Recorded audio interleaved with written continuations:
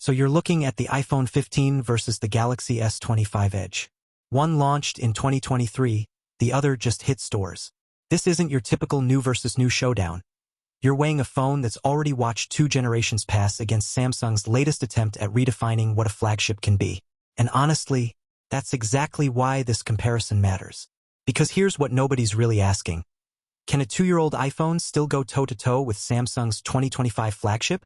And more importantly, should you even care about having the newest tech when the older option costs $300 less? We're gonna figure that out. No spec sheet recitals, no fluff. Just which phone actually makes sense for your money. Let's talk about what these phones feel like in your hand first, because that's where the S25 Edge makes its boldest statement. Samsung built their slimmest S-series phone ever, titanium frame, Gorilla Glass ceramic too, 6.7 inches of screen somehow packed into something that genuinely surprises people when they pick it up. It's almost unsettlingly thin. The iPhone 15 doesn't try to win that game. The 6.1 inches, aluminum and color-infused glass. And yeah, it's lighter than older iPhones.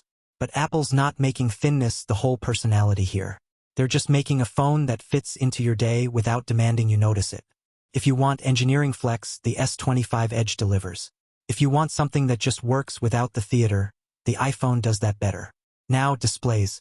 The iPhone 15 gives you a 6.1-inch Super Retina XDR panel. It's bright, colors look right, it gets the job done. Nothing revolutionary, nothing broken. The S25 Edge? 6.7 inches at QHD+ with 513 ppi and what Samsung's calling ProScaler tech. More screen, sharper text, better for watching stuff. The S25 Edge wins on pure display ambition, no contest there. But here's where it gets interesting. That smaller iPhone screen means you can actually use the phone one-handed without doing finger gymnastics. And it sips battery compared to Samsung's power-hungry panel. So you're not picking the better display. You're picking between immersion and practicality. Totally depends on how you use your phone. Cameras. This is where things get messy in a good way. The S25 Edge mounts a 200-megapixel main sensor, the highest resolution Samsung's ever shipped on a phone. Night video with AI noise reduction, group photo optimization that fixes everyone's faces individually, 10x digital zoom. On paper, it's a computational photography showcase. And when it works, the results are genuinely impressive. The iPhone 15 has a 48-megapixel main camera with 4x optical zoom and next-gen portrait mode. Smaller numbers, but here's what Apple does better. Consistency.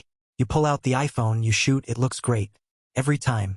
The S25 Edge gives you more resolution and more AI tools, which sounds amazing until you realize that means more variables and more chances for the processing to make weird choices. If you like tweaking settings and want maximum detail, go Samsung.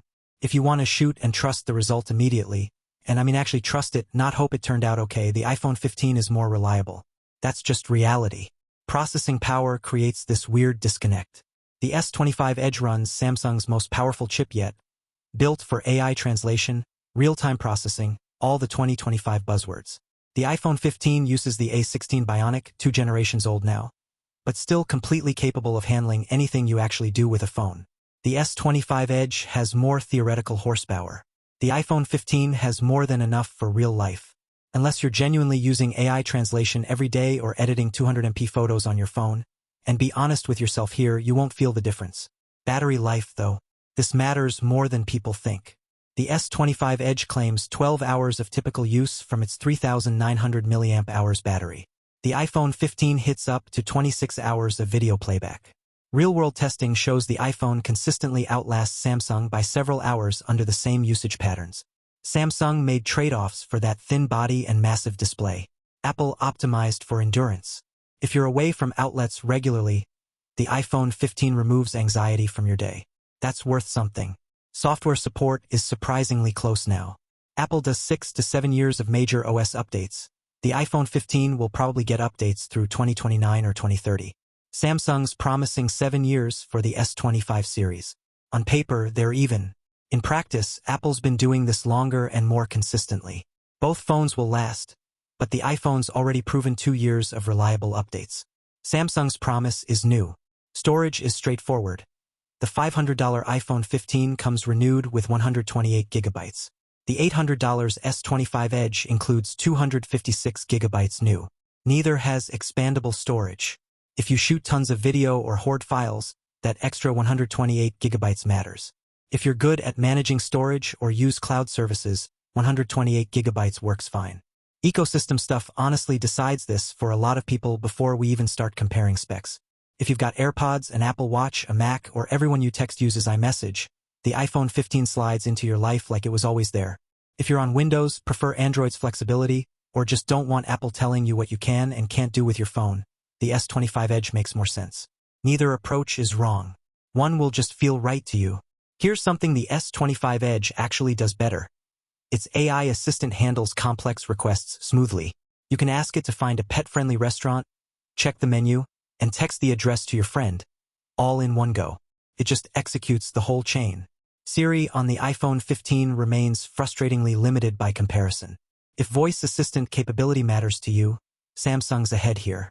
And yeah, the iPhone 15 has one genuine limitation we should mention. USB-C is here, but it's running at USB 2 speeds. Charging is fine, but data transfer is slower than it should be in 2025. The S25 Edge handles wired connectivity better across the board. Alright, verdict time. The Samsung Galaxy S25 Edge wins this comparison. It's the more capable phone right now. Better display quality, higher camera resolution, more storage included, more processing power, superior AI integration. It's built for what smartphones are becoming in 2025, and Samsung executed that vision impressively. If you want the best phone between these two options, this is it. But we need to talk about the $300 price gap because that changes everything. The iPhone 15 at $500 renewed versus the S25 Edge at $800 new tells a completely different story. You're spending $300 less for a phone that still takes excellent photos, runs every app without stuttering, fits perfectly into Apple's ecosystem if you're already there, and will receive updates for years to come. The iPhone 15 delivers about 90% of what most people actually use in daily life for 62% of the price. So here's how to choose. If you want the most advanced phone in this comparison, if cutting-edge tech excites you, if that 200MP camera sounds incredible, if you value thinness and display quality above everything else, buy the Galaxy S25 Edge. It is objectively the superior device. Samsung won. But if you want the smartest buy, if reliability matters more than having the latest specs, if you're already invested in Apple's ecosystem, if saving $300 actually means something to your budget, buy the iPhone 15. It's still an excellent phone in 2025 that will serve you well into 2027 and beyond. The Galaxy S25 Edge is the winner of this comparison. The iPhone 15 is the better choice for most people watching this video. Which one matters more to you depends entirely on whether you need the best or whether you need the best value. And honestly, for most people, those aren't the same thing. If you've made up your mind, I've put links in the description for both the S25 Edge and the iPhone 15 so you can check those out. Thanks for watching, and I'll catch you in the next one.